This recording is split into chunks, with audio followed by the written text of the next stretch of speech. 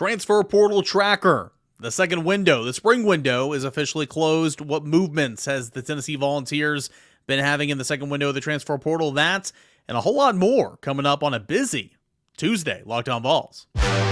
You are Locked On Vols, your daily podcast on the Tennessee Volunteers. Part of the Locked On Podcast Network, your team every day.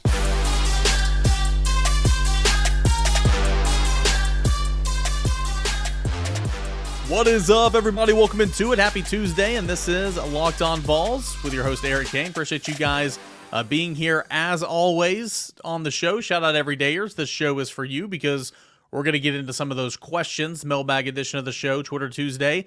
That is coming up in segment number 3. But if you want to become an everydayer, you know how to do it. Subscribe to Locked On Vols on the YouTube channel. We've got just a couple more, and then we're getting to 7,000. We need to make that push to 8,000 before the season starts. And, of course, downloading and following us wherever you get your podcasts. Amazon Music, Apple Podcasts, Spotify, Google Play, wherever the case may be. Appreciate you guys for doing that each and every day and helping the show grow. Got a couple things we're going to get into here in segment 1. Really excited about it. Tennessee had another player into the transfer portal. We'll kind of recap this second window in regards for Tennessee and some of the bigger news from around the SEC. And I want to get into, over at CBSSports.com, some of their personalities did in honor, obviously, of the NFL draft, fictional coaches draft. And I just thought it was fun. I know it has nothing to do with Tennessee, and I know it has nothing to do with kind of what we do on this podcast here, but I want to go over some of their fictional coaches that they drafted to their teams because I just think it's kind of funny. In segment 2, Jesse Simonton over at On3, he had his 2023 quarterback unit rankings, basically which quarterback rooms across the country, stand the tallest. Where does Tennessee stack up in that? And then we'll get into your mailbag questions in segment number 3. But first, Cam Miller, a redshirt freshman, has entered the transfer portal. Came to Tennessee from the Memphis area, part of the signing class in 2021, I believe, or 2022. And he came to Tennessee as a wide receiver, but ultimately he switched over to the defensive side of the football at safety because that was kind of the quickest path to the field, whether it be special teams, whether it be safety, or whatever the case may be. It didn't see much playing time whatsoever at the University of Tennessee, and after spring practice, Cam Miller has jumped into the transfer portal. He becomes the second player here in this second window for the University of Tennessee to jump in the portal, joining defensive lineman Amari McNeil. Now, Tennessee has not brought anybody in from the transfer portal as well. The portal closed on April the 30th, and that doesn't mean Tennessee won't, but essentially if you're going to put your name in the portal between April 15th and April 30th, that is that window. So you can be in the portal. So like take Cam Miller, for instance. He is in the portal now. He doesn't have to pick a school between those dates, but you just have to submit your name, and then, of course, you can decide where you're going to go from there. So Tennessee hasn't brought in anybody from the transfer portal. Doesn't mean they won't, but I don't really anticipate it right now at this point in time. They've made a couple offers. They kind of targeted the offensive line a little bit, but some of those targets have already committed elsewhere. But it's Cam Miller and Amari McNeil who have left the program, entered their name in the transfer portal. Miller became public on a Monday afternoon. So that is that. If you look around the SEC, and it's not been a very busy point or time for the SEC in terms of drawing guys in from the transfer portal this go around, right? Again, it's a short window, and mostly you jump in the transfer portal right after the season is over during that 45-day window in December. You take your visits, you sign, you commit, all that type of stuff. You get enrolled in school, and then you're there to do school and, of course, spring practice. So that is the window that you want to get in. So we knew that this would be a slower, type of window, not just for Tennessee, but across all of college football. But one notable name that is kind of big in regards to the SEC that happened during this window was Tyler Buchner transferring from Notre Dame to Alabama. And, of course, he is going to compete and trying to take over for Bryce Young with Ty Simpson and Jalen Milroe. Now, Tyler Buchner coming from Notre Dame, he spent 2 seasons with new Alabama offensive coordinator Tommy Rees, so there's kind of that connection there. I don't think Tyler Buchner is going to be guaranteed a starting spot. In fact, I think it'll be very difficult to come in after spring practice, to come in during the summer and try to win the starting job by fall. It's been done before. Look at Joe Milton back in 2021. I mean, that it's happened before, but you got two other guys who are in the system. Two other guys, well, I say in the system, it's going to be a new offensive system, so but they're at least 15 practices ahead, and of course they're in the Alabama program. They've seen a little bit of time, and that being Ty Simpson, but more so than that, Jalen Milroe. I think Alabama's starting quarterback position is completely wide open, but they did go and add another one to that competition, and Tyler Buchner from Notre Dame. That was made apparent late last week. This is Nick Saban on ESPN College Game Day Radio ahead of the NFL Draft this past weekend. Quote, Tyler was certainly a guy that was going to be a starter last year at Notre Dame, got injured, played in the bowl game, played really well. So we thought he would add a lot of competition, and we think he's got the right kind of character and attitude to be a positive influence on our team. He goes on to say towards the end of the interview that ultimately wanted to give our quarterbacks in our program every opportunity to win the job in spring practice, so now we're adding some more competition. So really the only, unless I'm missing something, the only big-time splash in the transfer portal SEC-wide was bringing in a potential starting quarterback for Alabama, but at most, or at minimum, a guy that's going to compete with Jalen Milroe and Ty Simpson and Tyler Buchner from Notre Dame. So it's been quiet. We obviously thought it was going to be quiet, and that is A-okay because the big movement was already done during the first window, but Tennessee says goodbye to two players, Cam Miller and Amari McNeil, who entered the transfer portal during this time. All right, let's go over to CBSSports.com. This has nothing to do with Tennessee. This has nothing to do with the SEC. This has nothing to do with really anything. I just thought it was kind of funny, kind of cool. In honor of the NFL Draft happening this past weekend, the personalities over at CBSSports.com did a fictional coaches draft, and I thought it was really, really cool. So I'm going to name some fictional coaches, and I don't know if a lot of you guys read and catch up with the guys over at CBSSports.com. I think they do a pretty neat job, but this is kind of who they selected in their drafts. Here are the first-round selections. Chip Patterson went with Lou Brown from Major League. We all know who that is. You've got Jack Crosby, who took Gordon Bombay from the Mighty Ducks. A couple other first-round picks. Eric Taylor from Friday Night Lights. He was drafted by Tom Fornelli. Ted Lasso was taken by Barrett Sallee. You've got Norman Dale from Hoosiers was taken by David Cobb. A couple other noteworthy names that I thought were kind of funny. This is Chip Patterson's rounds 2 through 5. I think they went 5 rounds. Chubbs Patterson from Happy Gilmore. Jackie Moon from Semi-Pro. Darren Goddard from Blades of Glory. We go down to Jack Crosby.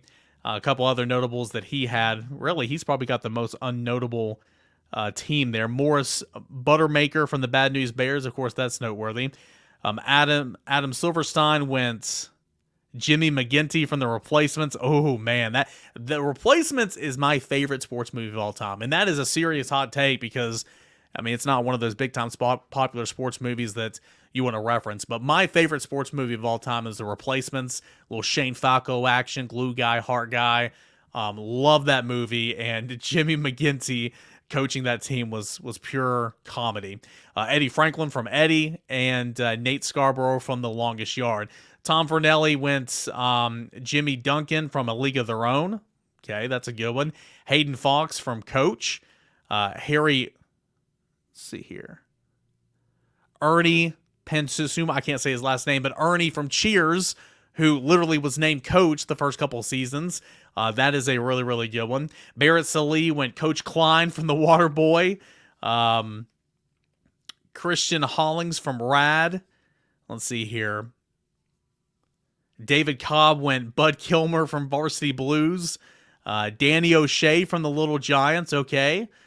Sal Martinelli from Rookie of the Year. That's a good one. So kind of a fun exercise, and I read through this Monday afternoon before I recorded, and I just thought it was kind of funny. Who would be your fictional coach that you want to be coaching your team? Dave McGinnis would be, probably up there for me. I love, or Jimmy McGinty, excuse me. Dave McGinnis is, of course, the color commentator for Titans Radio. Jimmy McGinty, their replacements would be up there. Eric Taylor from Friday Night Lights would be up there. Ted Lasso, obviously, has got to be up there, right?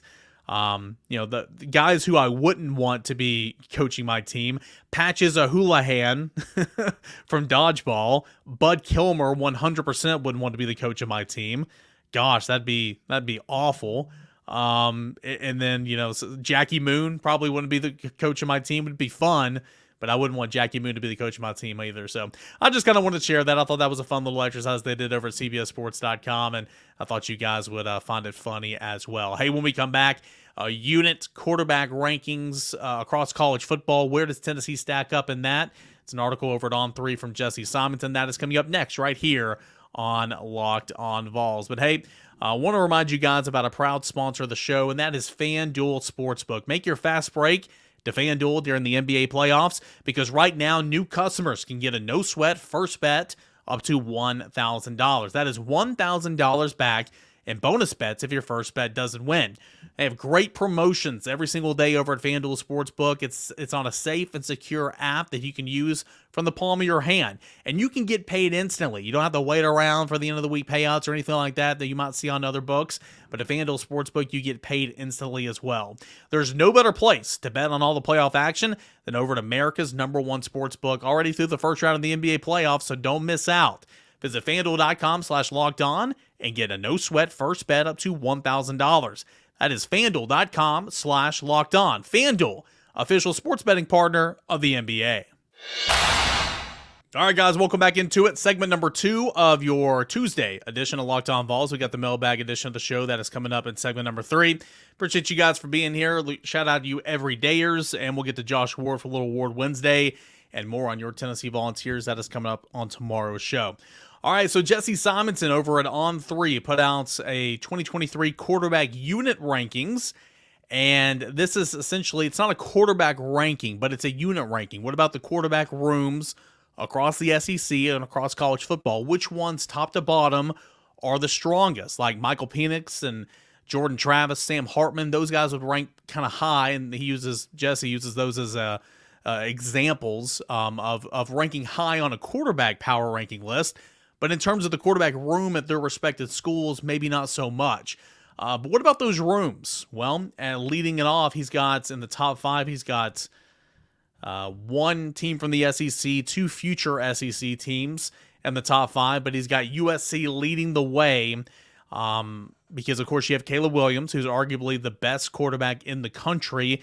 Behind him, you have Miller Moss, and you have Malachi Nelson, who's one of the top quarterbacks in the class of 2023, who just signed with Southern Cal. Plus, Miller Moss is a former blue chip recruit as well.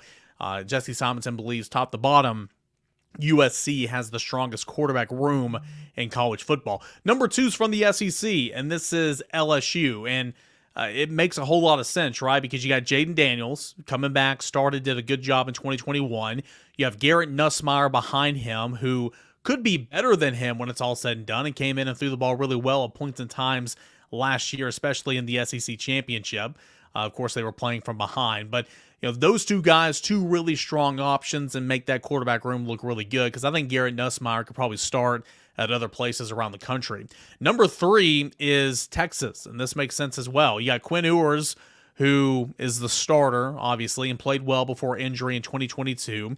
You have Malik Murphy, who is a pretty capable backup, and then you're going to throw in Arch Manning to that mix as well. And understandably, Arch Manning didn't look great in the spring game, but again, you always got to take spring games with a grain of salt, especially early enrollees who are just 15 practices in. Same for Nico Imaliava, right? But he's got Texas listed as the 3rd best quarterback room in America, led by Quinn Ewers. Number 4 is going to be North Carolina. Drake May, of course, he's in that conversation with Caleb Williams, and if you would have added Caleb Williams and Drake May to this past year's quarterback draft class, I'd be intrigued to see the pecking order there. But excuse me, Drake May is along with Connor Harrell and Tad Hudson, make up a pretty decent quarterback room, according to Jesse Simonton. The last one he gives, and then, of course, we'll get to Tennessee, who's in the best of the rest category, is Oklahoma. You have Dylan Gabriel, that's is back for his 2nd season to be the starting quarterback in Norman. You add in 5-star freshman Jackson Arnold, who is a guy that's going to be playing at Oklahoma for years to come. That's a really solid 1-2 option as well. What about the best of the rest? Because there's still, 2 teams, one including Tennessee and another from the SEC, that I'm just like, where are you on this list, right? The first team that Jesse mentions in the best of the rest category is one of those teams I'm talking about. It's Georgia. You say goodbye to Stetson Bennett, who won back-to-back national championships, the former walk-on, Obviously, one of the greatest stories in college football, just got drafted by the Rams, yada, yada. But Stetson Bennett's gone, and you're going to upgrade from a talent perspective, in my opinion. You got Carson Beck, who feels like he's been there forever as the backup quarterback to Stetson Bennett. You have Brock Vandagriff. You have Gunnar Stockton. All those guys, former 5-star prospects. And the fact that Kirby has kept all those guys without entering the transfer portal just baffles me. Gunnar Stockton even said a couple of weeks ago that he was going to sit there, think about it, pray about it, decide if he needs to go in the transfer portal.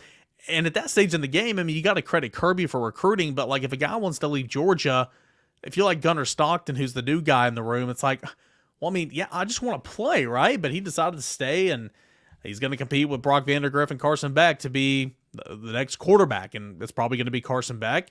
But nonetheless, that is a loaded quarterback room in terms of talent, now not in terms of experience. And then comes in Tennessee. You have Tennessee that has Joe Milton, the physical upside, the physical ability, parallels to that of Will Levis and to that of Anthony Richardson. And you saw how NFL draft executives and front office personnel and coaches and GMs just salivated at Will Levis and Anthony Richardson throughout this draft process. Will Levis slid to the second round, but Richardson was picked 4th overall. Incredibly high ceilings. Joe Milton kind of falls into that category. Joe Milton hadn't played consistently since the beginning of the 2021 season and since parts and times of the 2020 season when he was at Michigan. So it's going to be a big year for Joe Milton as he is the starting quarterback for Tennessee, all intents and purposes right now. Can he find some consistency? Can he show out? Can he make some big plays? Can he limit turnovers? If he can do that, again, he's going to be salivated about as an NFL draft prospect, leading into that phase of the system. But of course, you have Joe Milton, who is a backup, now turned starter, but he's an older guy, and he's started at 2 different Power 5 programs before. And then you add in Nico Iamaleava, who's the number 1 player in the country, according to On3 for the class of 2023, showed flashes in spring practice, has all the tools and the ability and the body type to be a successful quarterback at the Power 5 level. Tennessee's 1-2 option is really good. That's why they're considered the best of the rest. But after that, you don't really have another option. You have Gaston Moore, who was at UCF with Josh Heupel before he came to Tennessee, and he was a walk-on and followed him there. He's your third-string quarterback, and then you have Navy Schuler as the other quarterback in that room. So Tennessee a little short-handed on quarterbacks, but it's tough to get a quarterback to want to transfer in here via the transfer portal. They would take one, but it's kind of tough because, again, you have Joe, who's the starter. You have Nico, who's going to be the backup. And then it's like, well, why do I want to go to Tennessee? But Tennessee is certainly in this conversation as well, and Jesse Simonson points to that. UCLA is considered in this conversation with Colin Scheel, Ethan Garbers, and then Dante Moore, who went to UCLA, signing from this past class. Oregon is in this conversation as well with Bo Nix and Austin Novosad. So I thought that was interesting. Tennessee didn't make his top 5, and it'd be kind of hard to argue with, especially LSU. I get it with Texas. I get it with Oklahoma. Maybe they could have slid in there instead of North Carolina. That'd probably be the team that kind of boots them out of this conversation, because you really do have a solid option with 1, Joe Milton, and 2 with Nico Iamaleava. But nonetheless, thought that was interesting. Wanted to pass it along here on the show. That is Jesse Simonson over at On3, 2023 quarterback unit rankings, with USC and LSU leading the way. Tennessee in the best of the rest category. Hey, when we come back, we're going to get into your Twitter Tuesday questions. It's a mailbag edition of the show. I will take time and answer your questions when we return right here on Locked On Vols. All right, guys, we got a final segment left here of this Tuesday edition of Locked On Vols. I'm Eric Kane. Appreciate you guys being here. That time of the week where we take your questions here for a little Twitter Tuesday, and we'll start off with Randy. Hey, Eric, just curious about Santiago Vescovi returning for a final season with Tennessee basketball. The talk there was some NIL incentives, but how would that work since he's not a U.S. citizen? I thought that was prohibited by the NCAA. Yeah, Randy, you're exactly right. You got to be a United States citizen to take advantage of name, image, and likeness per what the NCAA has set out right now. Now, I will say there are loopholes. There are loopholes for foreign student athletes to make money off their name, image, and likeness. I have asked around, and honestly, I don't really have a clue what that loophole is. I know that if you go back home and then do like a social media post or do a commercial or whatever the case may be, that is a way to do it. But like for Santi's case, like he hadn't gone home So I don't really know what that loophole is. I have asked, I tried to figure it out, and whatever I got back, judging on if I could say it on this podcast, but there are loopholes in there, and they've taken advantage of it. But name, image, and likeness, I do believe was not a main reason, but a good reason why Santi is back. Finished on unfinished business, and obviously he also has a girlfriend who attends the University of Tennessee. I think all those factors took into play of Santiago Vespi coming back. Sorry, I wish I had a better answer for you, but there are loopholes, and you had Oscar Sheboy, who made a ton of money last year, and he's not American either. Let's go to Silos. Is it safe to say that Josh Heupel is a quarterback guru? Hooker was the 5th quarterback to be picked in the draft. He had 2 great seasons at UT. Do you think quarterback prospects are seeing what he is doing and developing? I know we got the number 1 quarterback in Nico, but how much of that was from NIL? I think, a big part of Nico Iamaleava coming to Tennessee was for opportunities and name, image, and likeness. I think you'd be a bit naive if you didn't believe that to be the case. I do not think that's the only reason he's here at Tennessee. I mean, he really hit it off with Joey Halsley, really hit it off with Josh Heupel, and I think a lot of that has to do with, you had Quentin Nelson and Dante Moore and Arch Manning and Nico, and you had all these quarterbacks for the class of 2023 who were really good players, but Tennessee channeled in on their quarterback early, and they went all in on Nico, and they didn't really pay attention to anybody else. And I think Nico recognized that and appreciated that. I think that is a reason why he's here at the University of Tennessee as well. But I'm not as naive to believe that name, image, likeness didn't play a factor in it. The opportunities there. Now, as far as Josh Heupel being a quarterback guru, I mean, look, stats don't lie, right? I mean, look at every single stop that he's been at. Look at his quarterbacks at UCF. Look at his quarterbacks at Oklahoma. Look at his quarterbacks at Missouri. I mean, they're draft picks. Sam Bradford was a Heisman Trophy winner. Drew Lock was a high draft pick when he was in Missouri. I mean, look at the production at UCF, and then look at Hendon Hooker now. And there'll be a question later on in the mailbag podcast about translating to the NFL, and I'll touch on that in a moment. But Heupel knows the position. He played the position at a high level.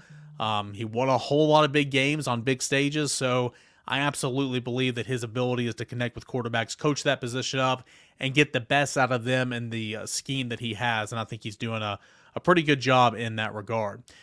We will move on now. We'll go to James. James says, after a couple of great weekends, what is our postseason baseball outlook? How much work still needs to be done to host a regional? Is hosting a super regional still achievable, or will we need help?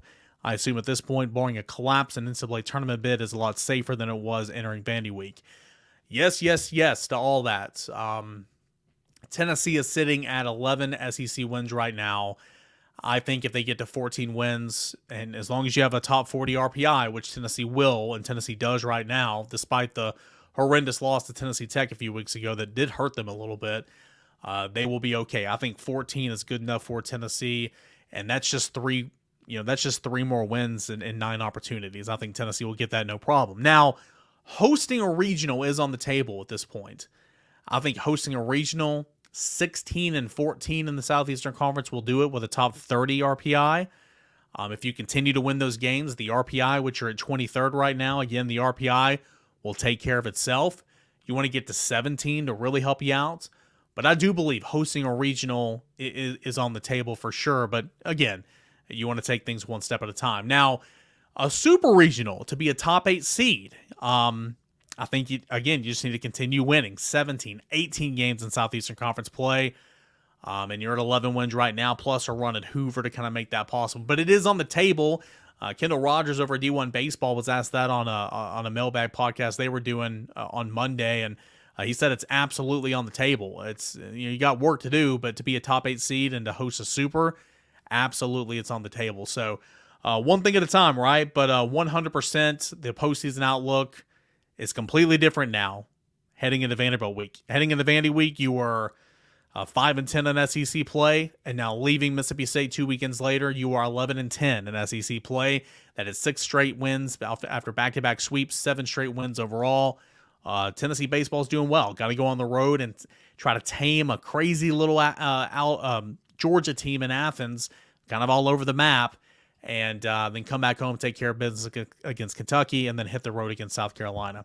Let's go to Braden. Braden says, who are your top 5 wideouts in the SEC heading into the 2023 football season? Okay. I went through here, and here are the ones that came to mind first. I don't necessarily know if I'd rank them in this specific order, but these are the 5 names that came first to me. Brew McCoy, obviously, for Tennessee. Malik Neighbors of LSU. Remember, it was supposed to be Keyshawn Booty, but it was Malik Neighbors that made all the headlines last year. Dominic Lovett, going from Missouri to Georgia, is another one. Ja'Cory Brooks, who was so productive, yet overshadowed at Alabama last year. And then Antoine Wells Jr. of South Carolina. Those are the 5 names that came to mind first. And then after I gave it some more thought, and I went and did some research just a little bit, some other wide receivers who have been productive coming into more of a starring role in 2023, and some names you should know that might show up on, those preseason 4th team all-conference lists and everything, 3rd team, all that type of stuff. Will Shepard, Ricky Parshall over at Florida, Will Shepard's at Vanderbilt, Berrien Brown of Kentucky, and Luther Brown, the former 5-star wide receiver who's at Missouri. Those are a list, but I'd go with Malik Neighbors, Dominic Lovett, Brew McCoy, Ja'Cory Brooks, and Antoine Wells Jr. is kind of my top 5. And I don't think I'm missing anybody. Maybe I am. If I am, I'm sorry, but I think those are the main 5. I got another question here from Braden. What is your take on the NFL GM saying that Hyatt is a one-trick pony? Pretty wild that the Biletnikoff Award winner goes in the 3rd round.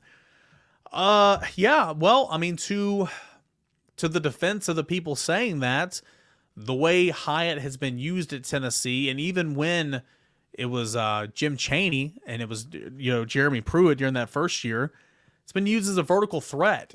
They did not use Jalen Hyatt the way they used Velus Jones. They did not use Jalen Hyatt the way that they used Brew McCoy. So, again, I'm not saying that's all he can do, but according to the tape, the highlights, I mean, that's a lot of his game. I do think he's a good route runner. I've seen him run routes in practice and underneath routes in games that didn't go for touchdowns. I think he's good in that. I think he can, hit the comebacks and the curls and the hitches and all that type of stuff. But to the credit, or to the defense, rather, of the people who are saying that, I mean, turn on the highlight tapes, and that's what you get from Jalen Hyatt the majority of his Tennessee career.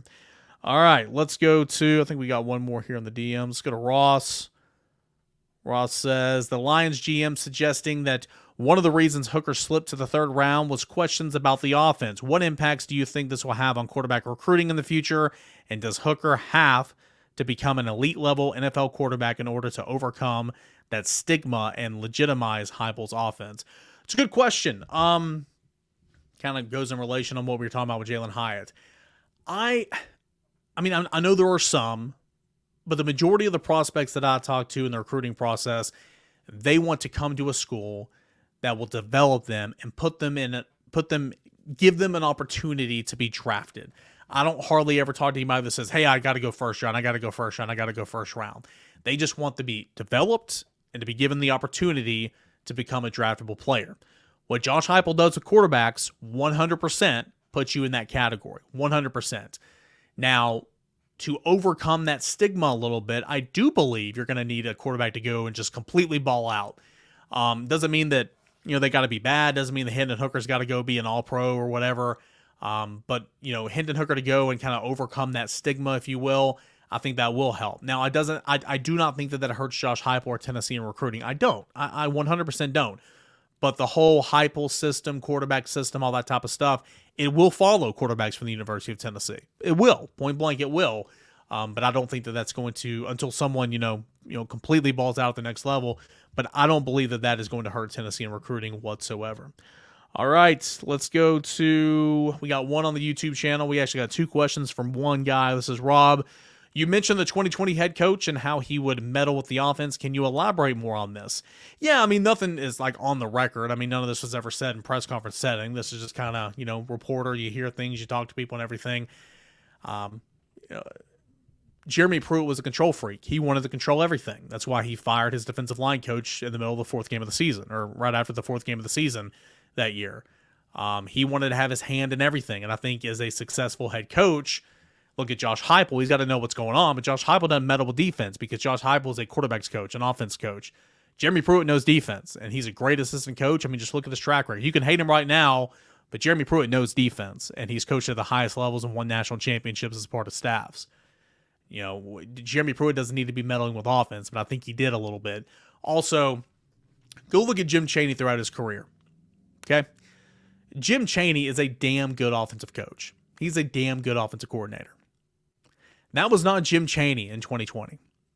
I mean, just go look at the stats. Look at all the players he's coached, the games he's won, his stops at Georgia, his stops all the other places. I mean, Purdue and Drew Brees. I mean, look, like Nathan Peterman. Not Drew Brees. Nathan Peterman's the one I was saying. He turned Nathan Peterman's career around.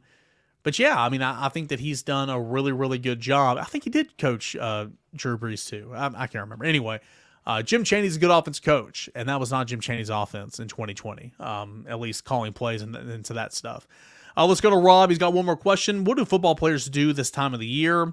What are their days like? What happens between now and they come back for August? Well, right now they're finishing off their spring semester. They've got classes. Then, of course, we're now into May, so finals will be coming up.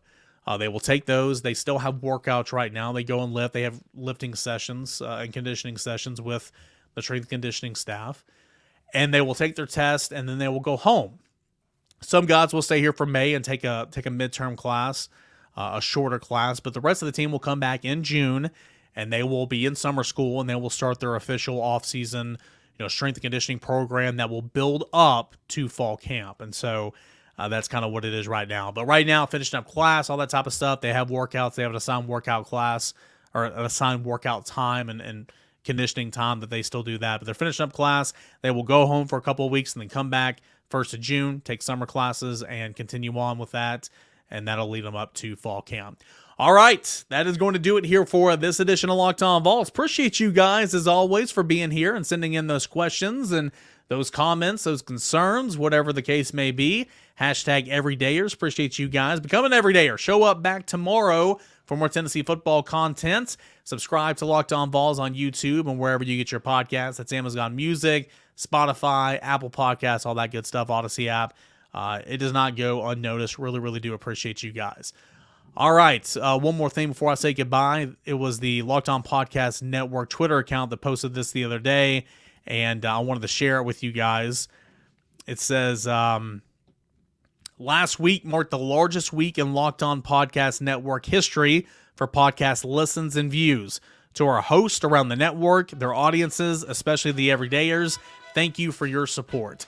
I echo that so much. This Locked On podcast company, the network, continues to grow. I'm so privileged to have a special little small part of it, to talk to you guys about Tennessee every single day. But shout out to you guys. You guys are the best. I appreciate you guys for coming back for more. Hey, we'll come back for more tomorrow, Little Award Wednesday, and a whole lot more here on your Tennessee Volunteers. This is Locked On Vols.